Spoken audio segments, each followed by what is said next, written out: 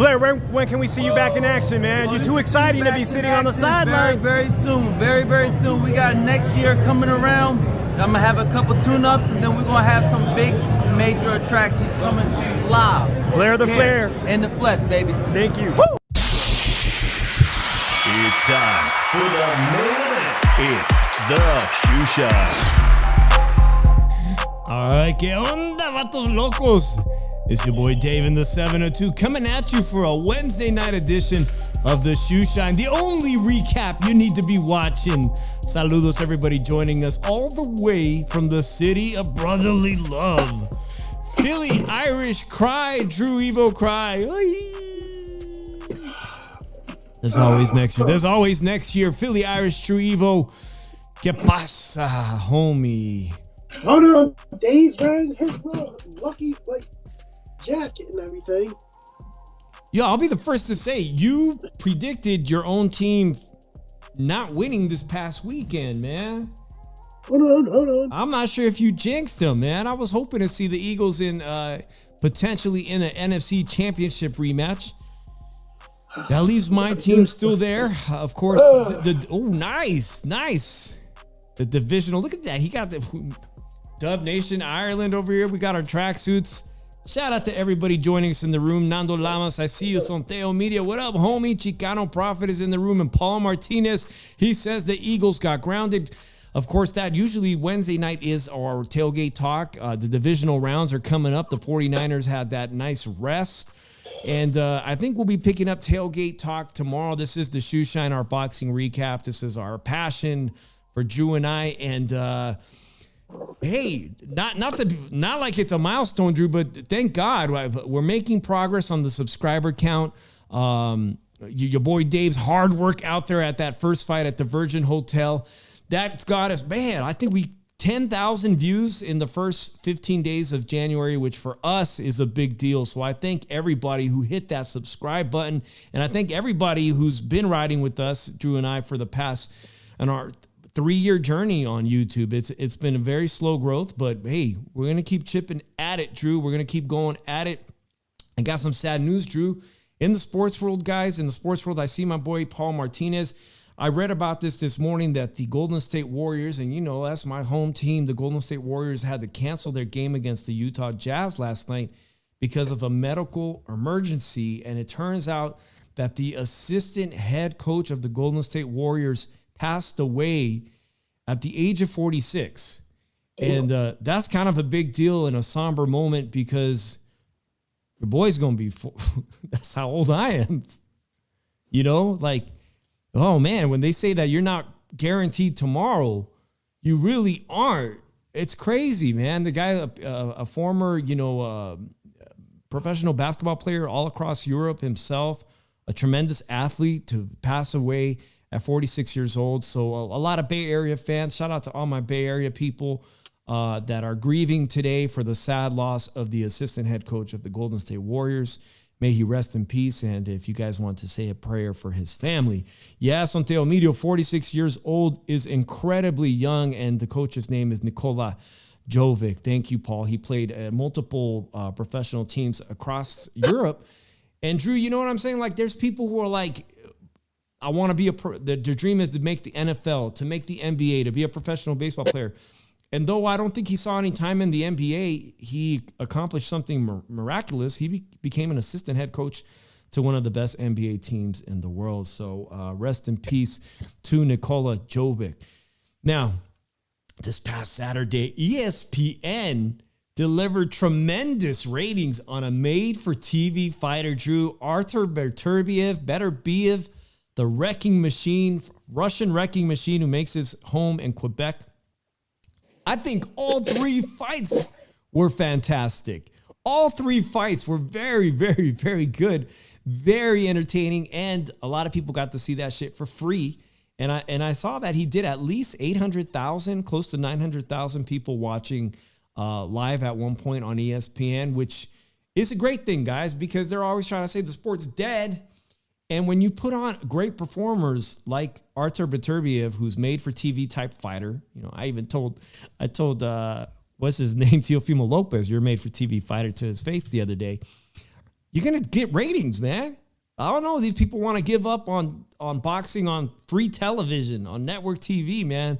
There are fighters out there that will get the ratings. That being said, Drew, man, take it away. There's a lot of rumors, a lot of news in the sport of boxing. We've got women's boxing. I want to come back to this, Drew, before I let you talk. Artur Beterbiev is not without controversy. This fight, right before the fight happened, there was some what they call atypical drug tests results of elevated testosterone, human growth hormone, I believe. Atypical findings, and I had to go dig deep to find out exactly what in the sports world of drug testing atypical means as opposed to adverse.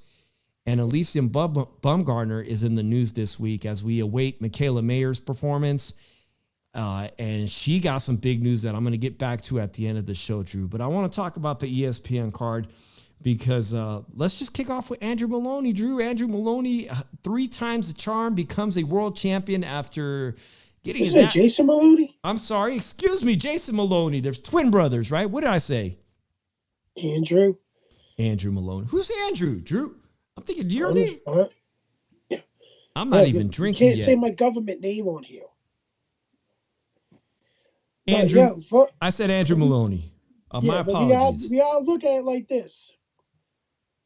I put a video out on you guys since we ain't having tailgate talk tonight, in association with the reason why the Eagles collapse.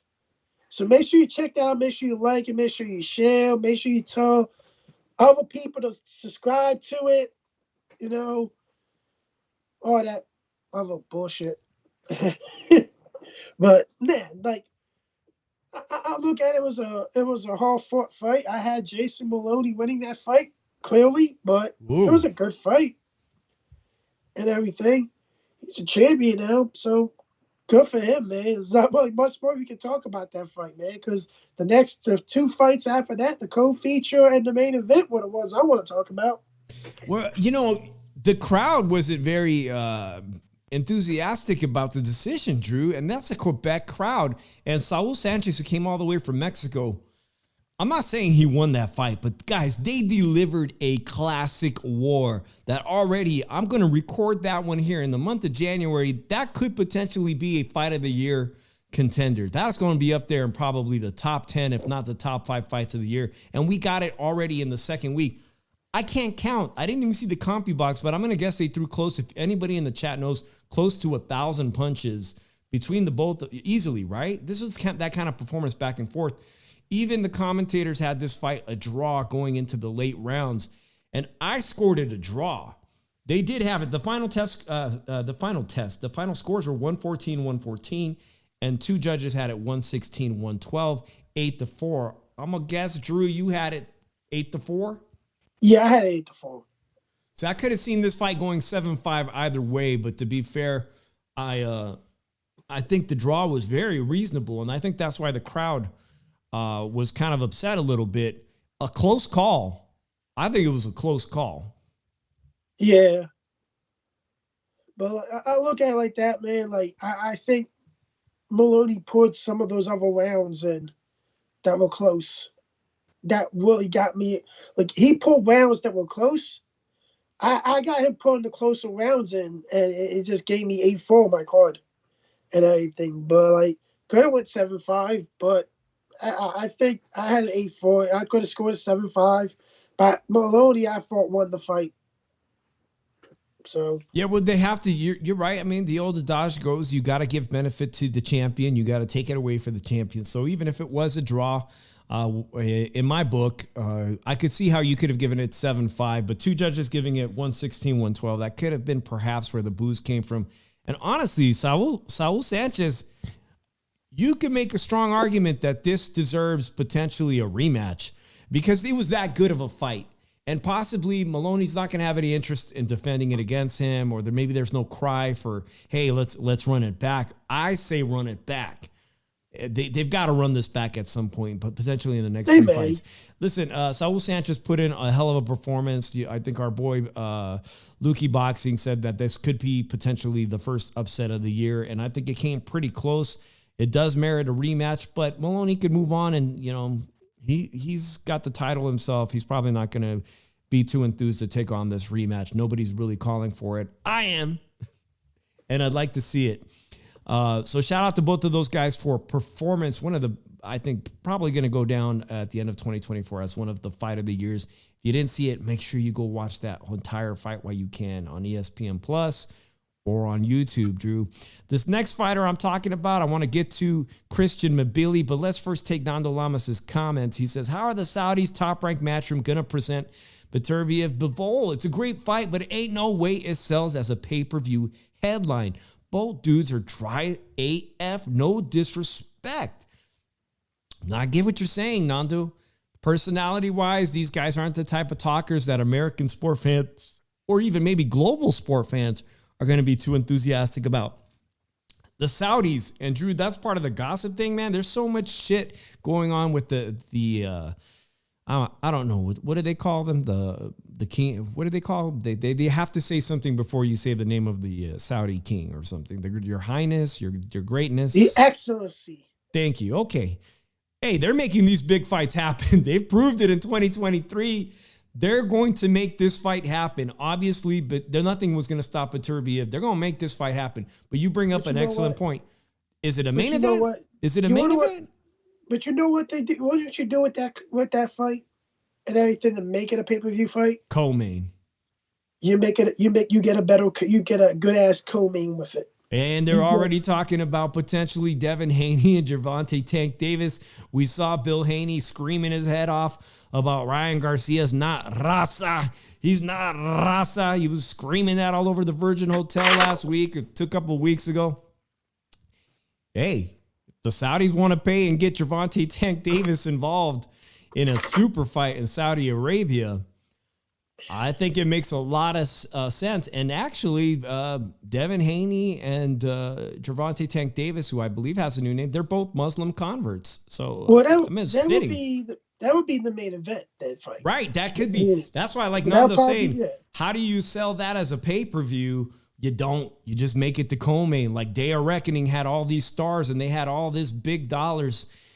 That's straight up what's going to happen. They're going to make this fight happen. But you're right, guys. I don't think that's a strong main event type fight here in the U.S. as far as pay-per-view sales. But let's get on to Christian Mbilli, this Quebec. He's not from Quebec. He's Canadian. He's an Olympian, Drew. And now it turns out he finally got the limelight to show what he's all about against an Australian guy, tough as hell guy named Murdoch. Murdoch got murdered up in the ring. Christian Mbilli in the rankings, Drew, check this shit out, man. He is now ranked number 1. People didn't even see him. We weren't talking about him in 2023. We're talking about contenders like Diego Pacheco, Jaime Munguia, we were talking. Even Edgar Berlanga has more credibility in the U.S. than Christian him a couple of times. My only complaint about him is he just takes too many shots. He's unnecessary shots. Well, I didn't see too much of that from Murdoch. I thought Murdoch had a lot of balls, a lot of big cojones, and I appreciate it. Yeah, Nando Lama says, man, that Murdoch got a chin and a half. Credit to him and his team. They let him go on. They said, listen, we're going to fight another day. Tough as nails guy. He didn't get knocked down. They just said, let's stop this fight. You're not going to win this fight. Christian Mbilli finds himself ranked number 1 WBC, number 1 WBA, number 3 IBF.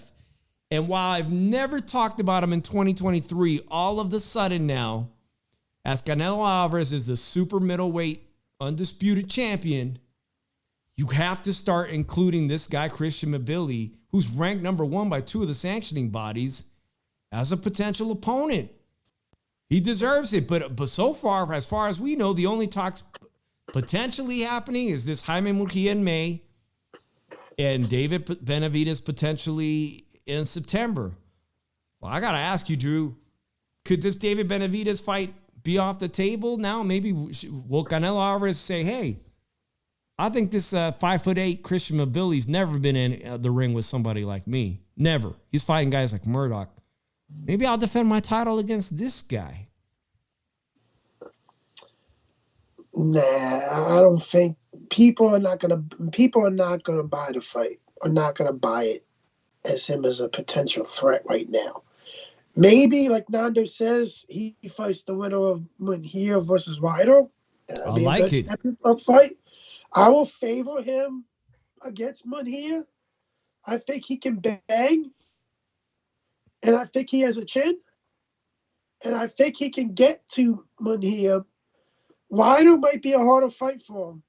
Because Ryder's going to be a tough fight. I'm excited about that fight, guys. Everybody in the Arizona, I know Chicano Prophet's in the Arizona.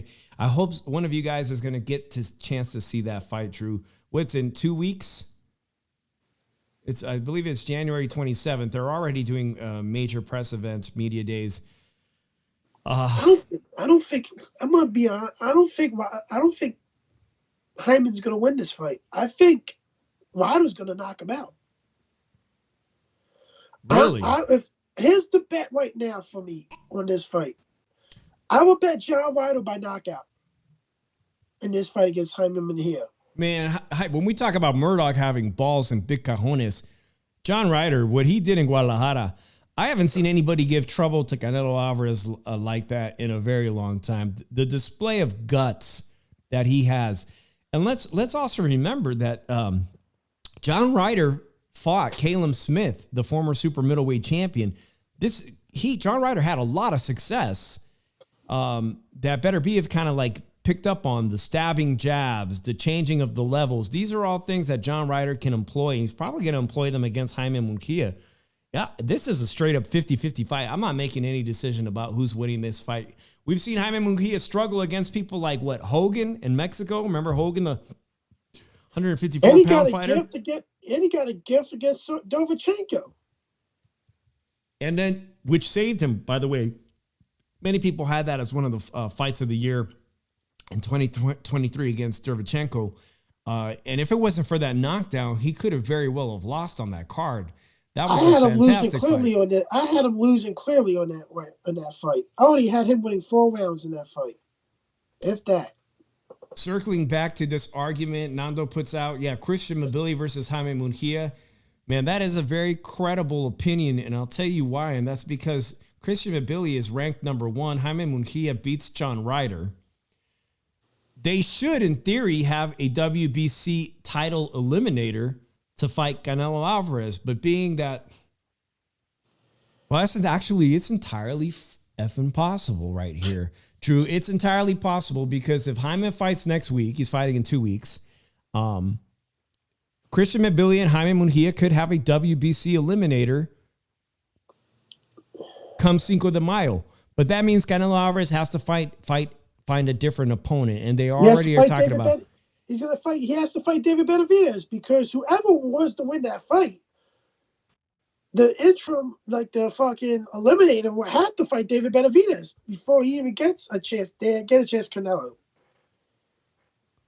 So it's not an eliminator for Canelo. It'll be an eliminator to go to David Benavidez. Wait a minute, David Benavidez. I'm putting Christian Mbilli ranked number 1, but David Benavidez has a minor belt by the WBC. He has the interim title, which makes him the next in line. That's right. And then Christian Mbilli and Jaime Munguia technically should sit there. They should fight in May, potentially on the undercard. That would be amazing. And then the winner of that gets a shot at Canelo in September. But we know that's not how it works, man. The politics and business always come first in the sport of boxing. But I'm putting it out there, guys. Christian Mbilli's now injected himself into the conversation for a title shot. Canelo is going to stick around super middleweight. He is going to have to defend this title against not only people like Christian Mbilli, but even I think like fighters like Diego Pacheco are 2 or 3 fights away from potentially being in the conversation themselves. Edgar Berlanga, guys. Edgar Berlanga is fighting pretty soon. With an undisputed record, could he inject himself into the conversation in 24, potentially early part of 2025? Even though we all know everybody probably here has a unanimous opinion of. Nando, I'll be honest with you, man. In the last 48 hours, I only had 2 hours sleep from working all these hours and everything. Oh, now Nando wants to call? By the way, guys, I apologize. Yeah. I don't want to fall asleep. I didn't turn on the phone lines today, and it's not something I can do in the middle of the show. Drew and I just decided we're coming on 7:45. There's limited subjects, so we're just going to do a short show, but I will have the phone lines back on next Monday. Chicano says, please, Berlanga remains a scrub, but he's fighting suit. He's trying to make an argument. He is with Eddie Hearn. It's like he's fighting a guy named McCoy. Like, I never heard of a guy named McCoy. Is it the real McCoy? Will the real McCoy please stand up? Like, come on. What are you going to have him beat on? Fucking Englishmen now or fucking Irish guys? Yo, I hope one of you motherfuckers knock that dude out one day. Make me proud, please. I'm wearing this fucking jacket for you motherfuckers. You know what? I didn't realize that we look like a couple Irish. You look like an Irish Guido over here, and I look like a wannabe Guido myself, a Mexican Guido. Drew, this Friday, guys, everybody who's been to Vegas, you guys have probably heard of the Rio Casino. And they've revamped all their restaurants. They got a brand new food. They gave up the buffet. They once had the best buffet in town, Drew, at the Rio Casino.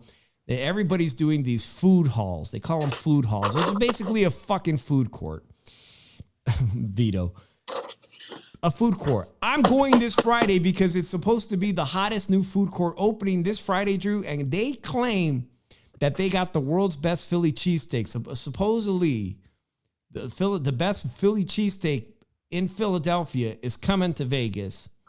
I'm going to go get me a Philly cheesesteak this Friday after work. And I'll let you know how it is, Drew. Is that food court going to have a McDonald's inside? Nah, it's going to have only... I'm telling you, they're going to have the best cheesesteaks. They're going to have this. They're going to have that. We'll see. We'll see. I'm going to make a video out of it for sure, guys. They're lying already to you because they're not in Philly. Hey, shout out to Mad Dog H. Thanks for joining us here. Christian Mbilli, quite an impressive performance against somebody. Billy. Against a guy who's tough as shit, Murdoch. He put on a scrappy performance, but honestly, he's not a world level fighter at all. I hope not. So that's a bad look if it is. While it was a great introduction to American fight fans, Christian Mbilli is going to have to start racking up some wins, most likely in 2024.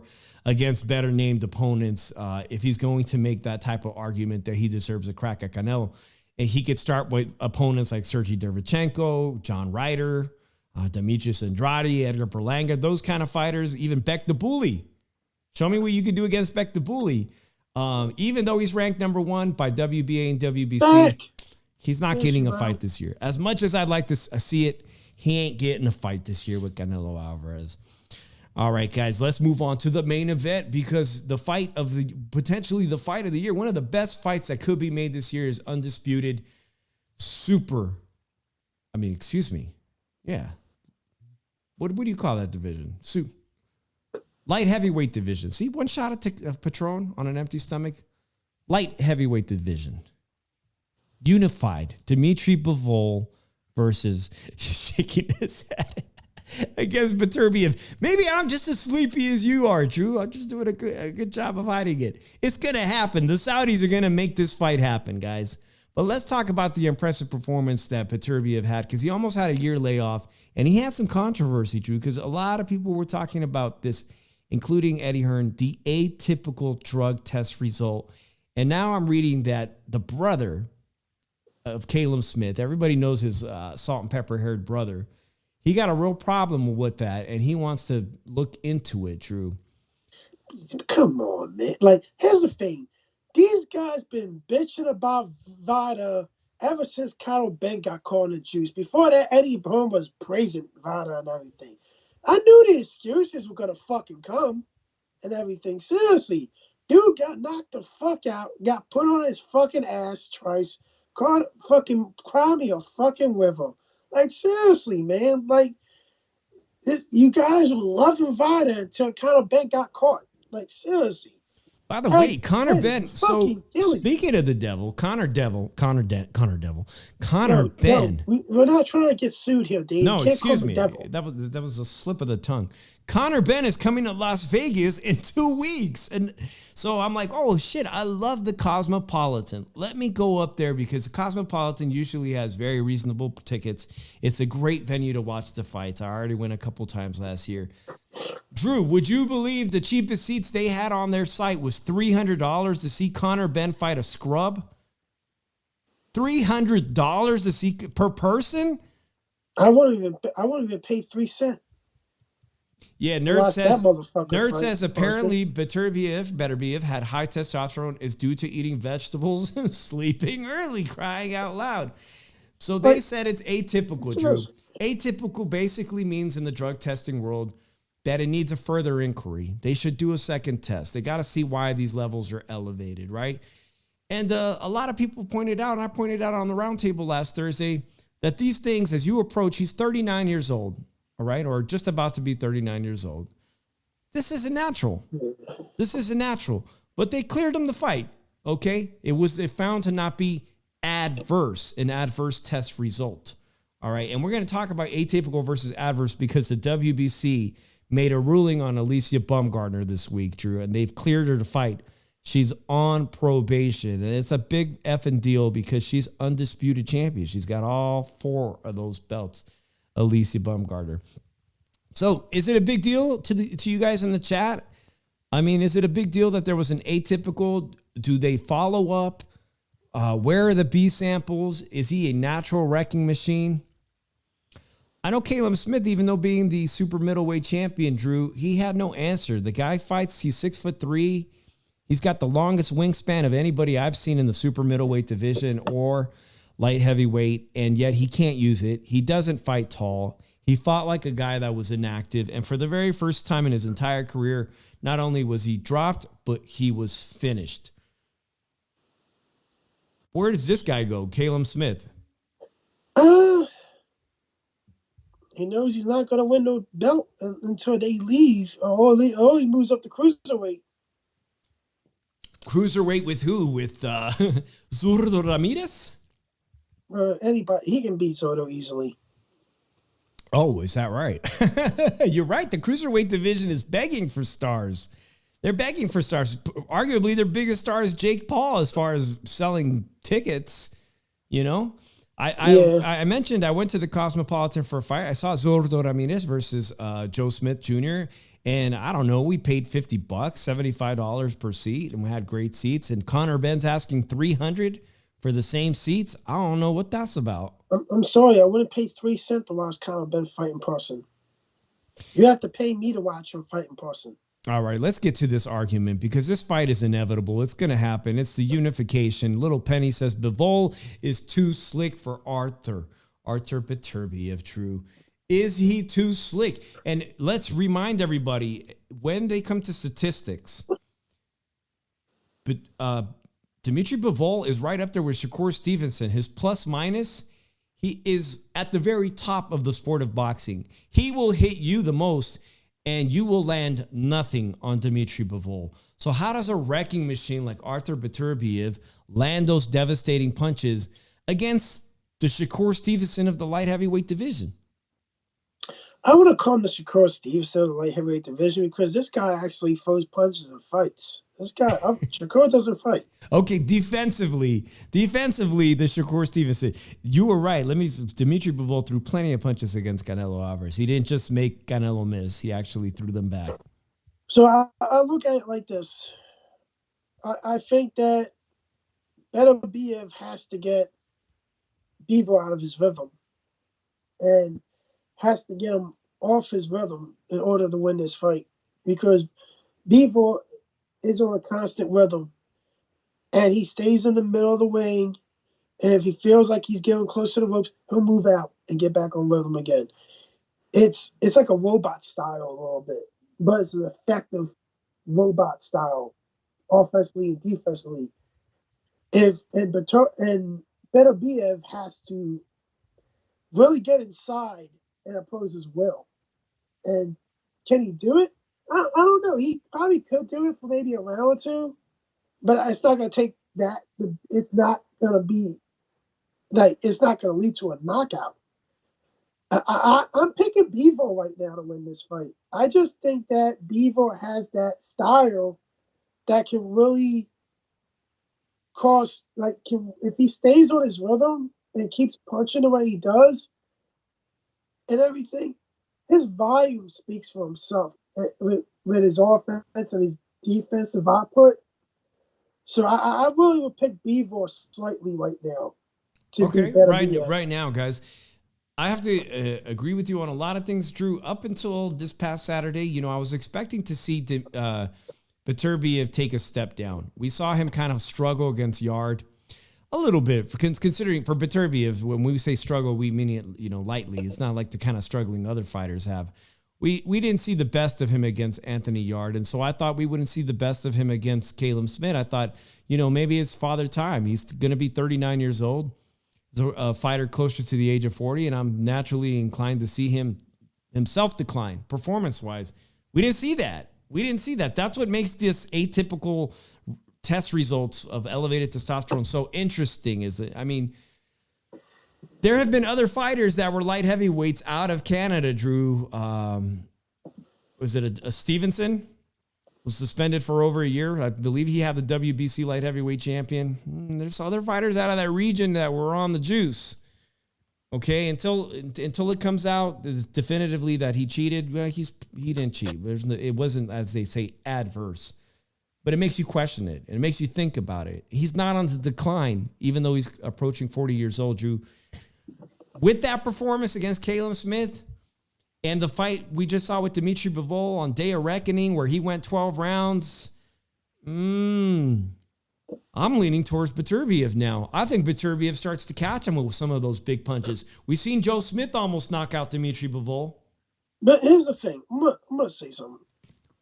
If anybody watched my breakdown of this fight, with this past fight and everything, I said one thing that Caleb Smith had to do, and he failed to do it. Neutralize his 6-inch reach advantage that he had. And he did it. And he went to the ropes. And that's the one thing. Bivol is a lot more disciplined than Caleb Smith could ever dream of being. And he's a lot more ring IQ'd than Caleb Smith. These guys, they're probably the same height. Bivol probably has an inch advantage on him and everything. But I really think that the volume is going to speak for itself when it comes to this fight. And if Beterbiev can't stop that rhythm and everything, it's going to be a long night. Even though Bivol hasn't had a knockout in 8 years, I don't think it's going to be a knockout. I think it's going to be like a decision win for Bivol. Yeah, I want to point out, hey, Nerd, thanks a lot for reminding me. I was a huge fan of Adonis Stevenson, guys. Huge fan of him. And if you guys all remember, he had kind of a tragic end to his career where he sustained brain damage when he had such a long reign as a champion. And I don't want to disparage his name that he was the drug cheat. I don't ever recall that he was involved in a doping scandal. It was Pascal, as Pascal was approaching the age of 40 and looked as amazing as he did physically still. He was suspended for, I think, at least a year because of a doping scandal. Pascal's the right guy. Adonis Stevenson, he was a great champion. Well, he did Doug Bernard and Sergey Kovalev. Who's that, Adonis? Yeah. Well, you're right. That was that era, Drew, where because of promotional things, there was another fighter at super middleweight that avoided the entire Super 6 middleweight tournament. Remember that guy? Who was this? I'm trying to think who it was. He was the French Canadian as well. He was the only guy who had a Oh, title. Lucien Boutte. Lucien Boutte. That's the guy I'm thinking about. We used to love watching Boutte fight in the house. We used to call him Lucien Boutte. he was another guy like Jean Pascal. Not Pascal. Like Adonis Stevenson that didn't defend his title necessarily against the best in the weight classes. His best opponent before he got beat by Carl Foch was actually Edison Miranda. And he also fought a Mexican guy. Remember the Mexican guy that gave him hell? Oh, Andrade. It was Andrade. Right. Yeah, that was the first time. Was it Librati, Andrade, or something like that? Oh, man. Yeah, but in the second fight, he easily knocked him out. Yeah, that guy had some hands, though. My camera keeps going out of focus. Sorry, guys. Probably the sunglasses. Now I'm out of focus. But anyways. Leonardo Andrade, yeah. I'm excited as hell to see that fight. And as this fight materializes closer, as the Saudis inject themselves with their big money, I'll have to be forced to make a decision. But if Artur Beterbiev comes up, there's no drama surrounding that test results, did they beat findings or whatnot, I'm probably going to lean towards Beterbiev. I see Nando agreeing too. Nerd says Beterbiev will have trouble with Bivol's foot speed and hand speed. This will be a chess match. It is going to be a great chess match. One that, we have Beterbiev with the advantage with the power, but he can box too, Drew. He's got a really high ring IQ. He's got a hell of a ring IQ. He uses every tool in his arsenal. It's going to be a chess match for a while between these two, if you look at it. But I tell people, I look at it, man. I was watching that fight Saturday night, man, and I was looking at it, and I was like, this dude's not listening. He if you looked at it, his coach, Buddy McGirt, was telling him, go for the body, but I need you to stay outside. And it seemed like he wasn't listening. And I said my keys to victory wasn't he had to stay on the outside and use a 6-inch reach advantage until the later rounds. It's just, I don't understand today. I don't understand why fighters don't use the tools that were given to them and advantages that they have. I just don't understand that. It seems like Cam Smith was a guy who always liked to fight small at times. He does. He does. Even when he fought John Ryder, he fights small. I don't know why he doesn't use his long reach and use those naturally gifted advantages. Now, I had Ryder winning that fight too. Man. John Ryder is going to find himself in action again. He says he hopes the judges get it right. Chicano Prophet, our homeboy, is going to be at that fight in Arizona. He says he hopes the judges get it right this time. We'll see. Everything is leaning towards Jaime Munguia being a shoe-win opponent for Canelo Alvarez. And my camera still won't focus, but I hope not, because I'll tell you the truth, you don't deserve it. You don't deserve that fight, man. Y'all agree with Drew? Let me know if Munguia does or does not deserve this fight. It's a mismatch. Guys, it's a fucking mismatch. That dude's going to get destroyed, eaten alive by Canelo. Even Canelo's on the decline, he still destroys him. Speaking of not deserving fights, let's move on to the news section, gossip section, Drew, of our show before we preview Michaela Mayer and Jonas, a big women's fight for the welterweight championship. Big news, guys. Ryan Garcia, speaking of not deserving a title fight at 140 pounds, the Raleigh Romero fight, and Raleigh was at the Golden Boy card. He was, frolicking around, saying hello to the fans, actually, watching what was going on with Barroso.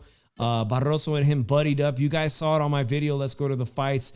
When I got that shot of Raleigh in my vlog, I was asking him questions that he refused to answer. That's why he kept coming. His eyes, his little shifty little eyes were coming towards my camera because I was trying to talk to him, but he refused to answer my question. And it turns out that Oscar De La Hoya, you guys have probably all seen it on social media. Oscar says some people priced themselves out. And Marcos Villegas of Fight Hub says, what happened to the Raleigh fight? And he responded, he priced himself out. And now all of a sudden, Fresno's very own former unified champion, Jose Ramirez, that just signed the Golden Boy, looks to be, according to Oscar, the fight is almost signed and delivered. Where did that come from? I mean, I know Jose was at this fight at the Virgin 2 weeks ago, but I didn't see this as a plan B. Yeah, set Jose up to get probably he probably gonna lose the wine for some reason. The fanboys, the Ramirez fanboys. Nando says Ramirez versus Ryan is a good fight. I like it. Boxing News 24 says, could this be a big back? Could it be a big backfire for Golden Boy? It could be. It could be. You know, Jose, a former Olympian, he's been at this weight class for a very long time. Jose Ramirez walks around, Drew. I think he walks around. I mean, who's close to him here? He's got to be 160 to 180 pounds. When he doesn't fight, he's a big guy. I've stood next to him. I'm sorry. I really gotta say this when it comes to Jose Ramirez. You had a lot of choice words to say about the guy a couple of weeks back. Yeah, he has so many opportunities for fights, and he just rejected them, man. So you believe Teofimo when Teofimo and his dad say we I'm offered him? I'm gonna be honest. If we're not hearing here's the thing, and this is the same thing with Barbosa. If I'm not hearing your side, man. Even, man, like I said this to you, man, until I hear Barbosa's side of the story and everything about if he was offered $2 million to fight Teofimo for a belt and he rejected it. If I'm not hearing his side of the story, then as of right now, you gotta agree with the one side until you hear his side of the story, until you have something to look at. And everything. Like, they haven't denied it or said that they did it. So until I get a clear-cut answer from that camp, or particularly him, because I know, Dave, you want to try and get him on here and everything, but the one question I'm going to ask, that's to be the one question I ask him. Will you ever offer to fight Teofimo Lopez for $2 million and for a title at 140? And I hope he answers that. And if he doesn't clearly answer that, I'm going to call him out on it too. What do you think the offer is going to be to fight Ryan Garcia? What do you think if he did turn down $2 million? What do you guys think is it's $1 million fight at the very least? He's getting $2 million too in that fight. You think he's going to get $2 million to fight Ryan? Why would somebody? Here's the thing: $2 million is what Jose's max is going to be right now, until he picks up a belt. Pay-per-view? Is this a pay-per-view fight? Hell no, it's not a pay-per-view. You'd be fucking dumb to call this a pay-per-view. Gervonta Tank Davis fans have said if Ryan Garcia is a pay-per-view star, then why didn't he sell a pay-per-view against Duarte? If he's a pay-per-view star, thank you. Why isn't he selling a fight against Jose Ramirez, the former unified champion? Why won't that be a pay-per-view? Maybe we will be surprised. Maybe it will be a pay-per-view. Right now. Anybody thinks that Ramirez versus Ryan Garcia is a pay-per-view fight, come back so I can slap you in the back of your fucking head right now. Where does this fight happen? Out of you. Does Ryan Garcia accept the fight with Jose in Fresno? He probably no. It's not going to be in Fresno. It's going to be in Texas. Texas and not Las Vegas. Hell no. You're probably right about that. Y'all think it's going to be in Texas? He's not worth Las Vegas. San Antonio, Texas. It's not going to fare well for. It's not going to fare well for Jose to fight in Texas, man. And Bill Haney brought up a very interesting point. If Ryan Garcia doesn't represent La Raza, if he ain't Raza, as Bill Haney would say, then who is the Raza, La Raza, going to ride with in this fight if it does happen? Jose Ramirez? One would be so inclined to think so, right? So we'll wait and see what happens with that fight. On the good note, hey, Rolly Romero owes that old man Barroso, he owes that man a rematch to find out who really is the WBA champion. I'm gonna be honest. I don't think Ryan deserves that fight with Wally. I think that other guy that Barroso deserves his rematch. You put a fight. You are willing to accept the term. You're willing to go fight. Give me a fight with Devin Haney, then you want to go backfire because you had a conversation with Floyd, and Floyd said, I'm allowing you into my protection program. Come on, Ryan. I'm going to tell you not to take that fight. Fuck Oscar and them over, and fuck Devin Haney. And come into the protection program. I got your back. I do the same thing for you as I'm doing for Tank. Come on then. And what happened? Oscar, man. Oscar, I don't know what the fuck you're doing, man. You're the man of this court, man. You won Ryan Garcia's career. I'll tell you what Oscar is doing. Oscar is currently looking for investors, high net worth investors, and strategic partners to build a UFC style Apex center in Las Vegas. That's right. Because rich people don't ever use their money. Rich people don't use, I'm finding this out. Rich people don't use their money. They use other people's money. And they're going to build a Golden Boy Apex, not only training center, Drew, but a fight venue that will house 3,000 people for the smaller Golden Boy. And with real estate, there's one thing about Vegas. There's empty land everywhere. It ain't like the Bay Area where I'm from. There's plenty of space for that. And Oscar, how much to get in on that, man? 5,000? How much to get in? Got to put 5,000 on it? I look at it like this. Oscar De La Hoya better get some fucking order here with Ryan Garcia. Because tell you the truth, he said, I haven't talked to Ryan in 2 weeks and everything. You want to know what I would have done if I was Oscar De La Hoya? I would have made that fight with Haney. And I would have said, Ryan, if you pull out this fight, I'm suing you for breach of contract. Yeah, you told me to make this fight for you. Nerd says the Barroso story is a wholesome one, but if they throw him in with Matias, then he will have another body on his resume. And Matias is that dark horse that still gets left out of the conversation. It's not like anybody's clamoring for Ryan Garcia to fight for that world title. You know, I'm still waiting for Teofimo Lopez to be like, shit, he ain't shit. I'll fight him on Puerto Rican Day Parade. How about that? How do you like that? That's what I really want to see out of Teo. I do like what I'm seeing out of Teo. We're going to be going to that fight against Ortiz in February. I'm very excited about that on Super Bowl weekend. Your boy Dave will be in the house. That fight. Your boy Dave will be in that house. Let's move on to the next item of hot gossip. Not hot gossip, but news. And this one comes with a female fighter, a women's fighter champion that Drew used to be very fond of. I don't know if he still holds her in high regards. Drew, you still hold Alicia Baumgartner in high regards? Always the one. Oh, shit. Well, this is what's up. She does hold 4 titles, and I'm not saying that all the other IBF, WBO, WBA, she holds 5 titles. 5. Drew said that right. Let me count the belts. IBO. The IBO, that one too? Let's count these belts. 1, 2, 3, 4, 5, 6. 6 belts. The WBC, they got that clean boxing program. They work with VADA. I don't know what they call it, man, but they've determined, okay, that she was, quote, not guilty of intentional ingestion or consumption of a banned substance for performance enhancement purposes, following their own lengthy investigation. All right, you guys may remember that against the fight over Christina Nardito, the champion, July 15th, she was busted for 2 substances. 2 substances. But yet, quote, based on the adverse finding in Ms. Baumgartner's A sample and considering all factors both sides presented, the WBC has arrived at the conclusion that there was no conclusive justification to reject the accuracy of the adverse finding based on the evidence and arguments, the response and supplemental information presented.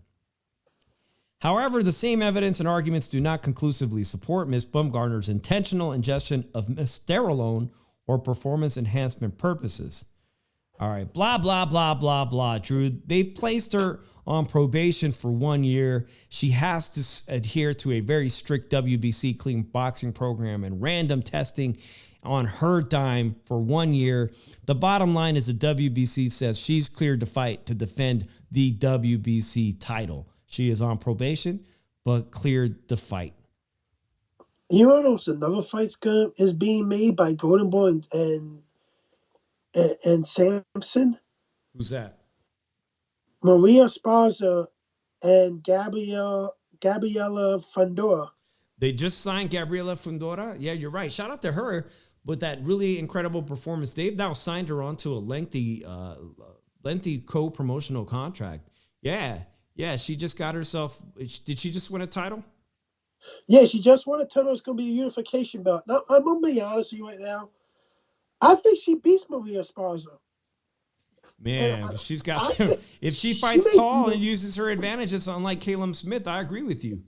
I think she beats her easily because Maria Esparza did not look good in the last couple fights.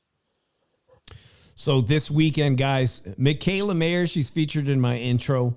A hell of a personality, to be honest, in real life. She's stepped up after that Alicia Baumgartner defeat at 130 pounds, Drew. She's jumped all the way up to welterweight, and she's fighting 39. She is 39 years old, Drew. We talked about it. You were favoring the former 154-pound champion. She's coming down from 154 to welterweight. And Michaela's has moved up from 130 to 147. You don't see guys we don't see men's boxing make those kind of leaps. Dave, you could have come up with a better picture than that. Looking at that scares the shit out of me. I'm sorry. I was like, that's what that. Yeah, there's much more flattering pictures. But this is a big leap, Drew, in competition against Jonas. But is with the age, is that going to be a factor on Saturday night? No, I think Natasha Jonas beats Michaela Mayer. I'm picking Natasha Jonas. I might even put a bet on Natasha Jonas. Arguably, the best fight I've seen Michaela Mayer was when she fought the German champion for the 130-pound title and beat that champion for it. That landed her that opportunity to fight Alicia Baumgartner. Michaela Mayer's been doing a lot of interviews this week, and she wanted to reiterate to everybody that the Michaela Mayer fight she had with Alicia Baumgartner had no drug testing, Drew. Why does this woman keep coming up with fucking excuses why she lost? Let it the fuck go, Michaela. You lost already. God damn, this fucking woman fucking sickens me more every day now. You guys really talking about her haircut? This is such a male machismo show. We're talking about Michaela Mayer's haircut. About Michaela's haircut. I was talking about Natasha Jonas's look. Like, ah. Like, what the fuck? Like, seriously, man. That scares the shit out of me. I'm probably going to have nightmares fucking sleeping tonight because of you, Dave. Thank you. Son of a bitch. God damn you. But man, on some real shit, man, like, you still looking for reasons why you lost? Make excuses? You lost the fucking fight. You all were doing was jabbing the whole fucking fight. You expect to get a fucking decision on jabbing? Wow, I get jabbed. What the fuck? You're no big fan of Michaela, are you? I am a fan of hers, man. But when you jab like that, you the whole fight. That's all you are doing. You think you're gonna win a fucking fight when the girl's nailing power shots on you the whole fucking night? No. What about the fact that Michaela Mayer is a road warrior? And since that Las Vegas fight where she won that title at 130 pounds, she's been fighting 4 consecutive fights in the UK. Does that matter? Because they give her the most money. You say there's no money in women's boxing here in the States? Probably not, because she keeps going to the fucking UK to fight. Even jumping up 17 pounds in just a matter of a few years since the pandemic. Essentially, 17 pounds. You don't see guys, I will reiterate this, you will not see men's boxers jump from 130 to 147. Not that quickly. Well, tell you the truth, she's doing it that quickly. That power ain't coming. Whatever power she had, that ain't coming up with her. Is that why you favored Natasha Jonas, who's fought as high as 150, been a titleist at 154? She's 14-2-1, 9 KOs. But she hasn't taken much punishment in her career. Here's the thing. Yes, that's part of the reason, but experience, and I think Natasha is also going to be pressuring her and smothering her the whole fight. That she's not going to be able to get that jab off like that. And she's going to have to find different ways how to be able to get offense going and be more. She's going to be more defensive in this fight. And it's going to be too defensive. She's not going to be able to get punches off. So, well, I don't want it to seem like I'm playing favorites, but I'm picking Michaela Mayer to win this fight. I have not seen the odds. Only because she's on the intro, guys. By the way, Nando says, hey, a fight that we should be paying attention to. And my boy Fonzie hit me up. He's like, hey, we got to go to this fight. I said, I already heard about it, man. You know, and like I said earlier in the show, Connor Ben's fighting at the Cosmopolitan February something, the first week of February. He wants $300 seats, $300 just to be in the building to see his fucking drug cheat ass. Fuck that. I will go to the Golden Boy cards, Zepeda versus Hughes, March 16th. That is going to be a banger, Drew. Hughes arguably was robbed. This is a title eliminator, and it looks like if William Zepeda could get past Maxie Hughes, he's going to get a title shot at 135. Yeah, I don't. And I would like to see him fight Shakur Stevenson. I think he'll do a lot better than the Dominican fighter. Trust me on that. I think William Zepeda does all it. That bar is so low, anybody could do better than that. It doesn't take much better to do that shit. William Zepeda versus Maxie Hughes at the Cosmopolitan March 16 is going to be a banger. Nando, you should come to Vegas, man. Plan a Vegas trip. You should, Nando. You should do that, man. Man, I just saw Sonteo Media. It's time for Nando to come to Vegas, make a little Vegas trip. Dave will buy you a hooker, man, just for you. A hooker? Shit. Yeah, you gotta think I got that kind of type money? Deal, Dave, you gotta offer Nando some type of deal for coming here. You brought the idea up. You gotta. I mean, a lap dance is more in our budget. A hooker. Yo, Nando. Trust me. You gotta be big on this, Nando. I got you. Yeah, I didn't tell you guys. I didn't tell you guys. So I went to the fight. I'm not gonna say which fighter this was, but we went to the fight at Mandalay Bay and was hanging out with one of the teams, and they invited us. They were so excited they won the fight, Drew, that they invited all of us to the strip club. Which I don't think they ended up going, but they're like titty club. Yeah, true story. Okay, Dave. Well, you got awkward. You're the one that made the show awkward. Sorry, guys. We'll edit this part out. I didn't make the show awkward. You're the one that said titties, not me. Let's just put that out. We're not monetized. We're not monetized yet. As soon as we get monetized, Yes. I'm gonna have to stop with all this foul language, man. I don't know if you can stop me unless you want to use a fucking beep on me. So go ahead, buddy. Chicano Prophet says, "Nice." Well, I mean, how else do you celebrate a big win in Las Vegas, right? I mean, Guys, I'm gonna tell you this right now. Just let's stop with the titties in the chat and everything. I'm gonna get Dave's ass kicked tonight after he gets off the line. That's right. All right, I was on the round table last week. Thank you. Shout out to the guys over at the round table, Beeb and D Styles. I said Terrence Crawford should be looking at a Tim Tszyu fight because Errol Spence it's jacked up. Everybody knows Errol Spence ain't coming back to fight anytime soon. And lo and behold, the Saudis are interested in a mega fight at 154 pounds to see Tim Tszyu defend that title against Terrence Bud Crawford. Just to get his ass kicked. I said it. Please make that fight happen. Please give Terrence Crawford the opportunity. You want to see Terrence Crawford conquer another division? I do want to see it. I mean, that will absolutely cement his legacy as the greatest talent of our generation, even surpassing perhaps arguably Canelo Alvarez. I mean, his record is unblemished. That many. Oh, and then the potential to fight Charlo and unify or become undisputed at 154. Oh, man. Please make that fight happen. Saudis are coming through and making all the big fights happen. Drew, your thoughts on the weekend coming ahead? The future of the shoe shine? Whatever we change the channel name to? Shoe Shine Sports Talk. That's right. Tailgate Talk. We're going to catch up on Tailgate Talk. Make sure you guys watch Drew's video. Leave him a comment. He's in his feelings. He's still wearing the Eagles. Did it again. I came up with never mind. But I did get my my feelings. No, I spit facts. All right, he spit facts. You got to watch the entire video. Drew posted it earlier. I'm going to put that in Drew's playlist of Drew's hot takes on what the Eagles got to do next year to be back in tip-top shape at the top of the division. There's a lot of news circulating around here in Las Vegas, Drew. The Raiders are about to announce their new head coach. Looks like they're already signing somebody.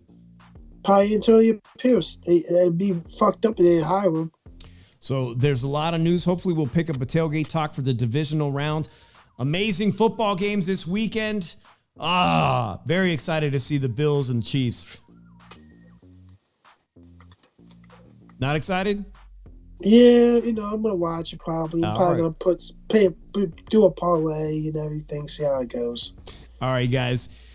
Make sure you hit that bell notification in case you want to catch a Tailgate Talk. Leave Drew a comment. Leave us a comment on this, and we appreciate you. And we'll be back on our normal scheduled time on next Monday at 7:30. We'll see you guys there, man. Peace out, everybody.